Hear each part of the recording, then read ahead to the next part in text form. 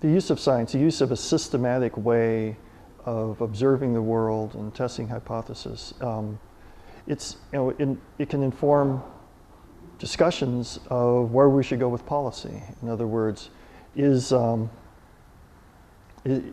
methane or carbon dioxide in the air, increasing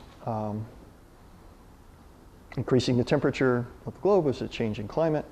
That would be useful information, and it's information that informs the entire academic institution, not just other scientists, but policymakers, people involved in government, people involved in sociology. If there's going to be changes in the economy, if there's going to be changes in the way we do things, that affects politics, that affects people, that affects, emotions and culture.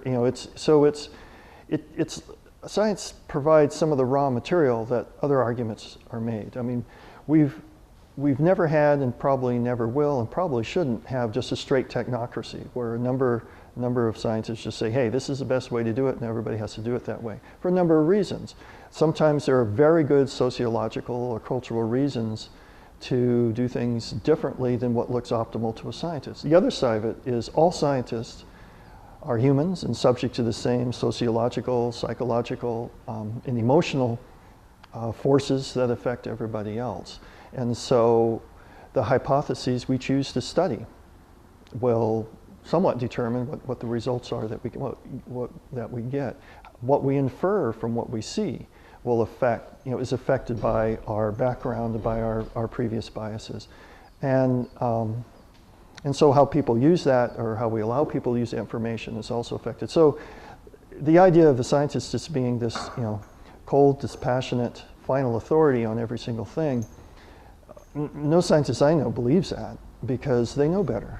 And they know themselves, and they know their friends. But I think we've made a tremendous amount of progress in terms of technology, in terms of improving life, because we have had the resource, among all the other intellectual resources, of have had the resource of actually a reasonably objective, good empirical look at what the natural world is and how it changes when we do certain things. So we're able, we have been able to improve the quality of life that way. But that can't be the only input.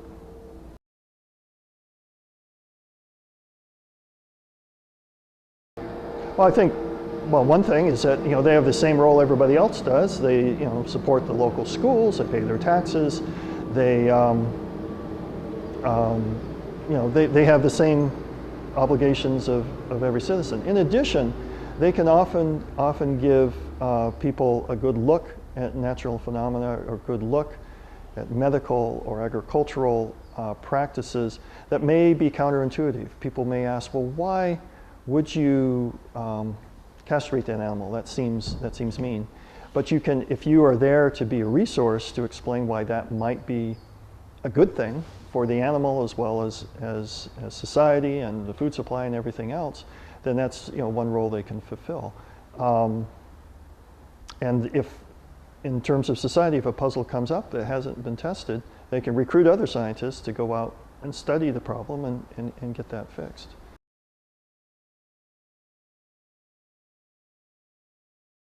I think they've done as well as other citizens. I mean, all people, I think, have an obligation to make the world better, and and scientists no less than the rest of them.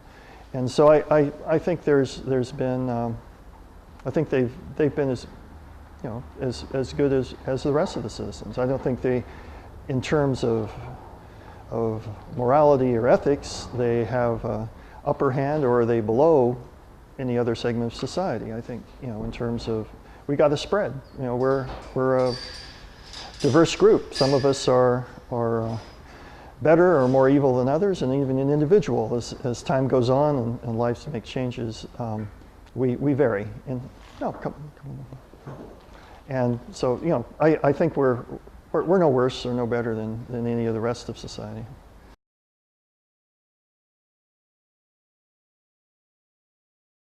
Well, I think they can provide some of the raw materials for argument. I think they can provide information. It depends on what the controversy is. They may have a greater role than others.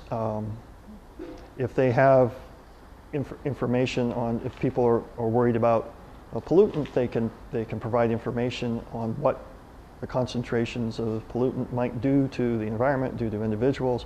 They can give data based on experiments, or they can propose new experiments in order to get data that isn't there, so that the people in this country and maybe the government leadership in other countries can make decisions based on facts rather than just first blush intuition. But scientists also get involved directly in controversies too. And even the same two scientists looking at the same phenomena, the same data, the same overall body of data can come to two completely different conclusions based on everything else they know and feel and think. This is one of the problems that the public has with scientists and shouldn't.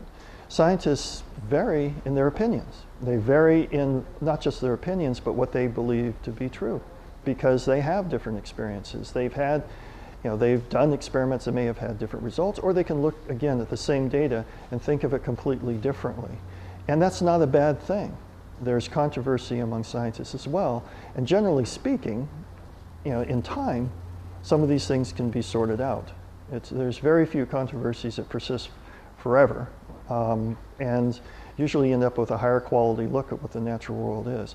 I think people out there in the world need to be a little more tolerant of controversies among scientists. There's a tendency of some people, not all of them, but a lot of the media wants the answer from science. Is this good or that bad? And they're never going to get it, not from this group. And so I think, and people are upset by that. So they say, oh, well, we'll just make up an answer, or we'll just go with what we feel. I think one of the solutions is to make everybody in society, to some extent, part-time, once in a while, a scientist themselves. Because science isn't something that you have to get from school or university or everything else. Just a way of systematically thinking. Look at the evidence, make your own hypotheses, test them.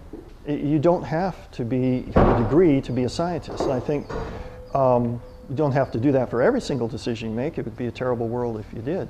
But everybody, to some extent, should learn how to weigh evidence, empirical observations from the world, and to help them make decisions.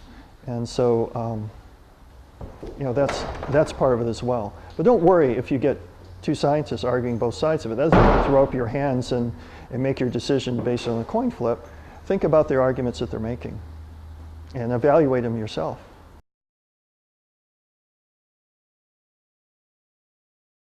Everybody does. Everybody does. I think if you are, no matter what your job is, if you're a teacher, if you're a taxi driver, if you're caring for children, your own at home or others, everybody has that obligation.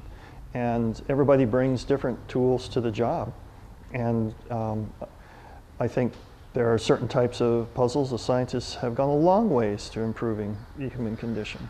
And so, they certainly have no less obligation than anybody else, and they've got the tools to do it. And a lot of their ability to solve problems and improve the human condition came from education, and to a great degree paid for by the rest of society. So they have an additional obligation to utilize those skills to do that. And it could be in a government context, university context, private company context, but there's a lot of different ways of going about it. But certainly they have that obligation. Everybody does.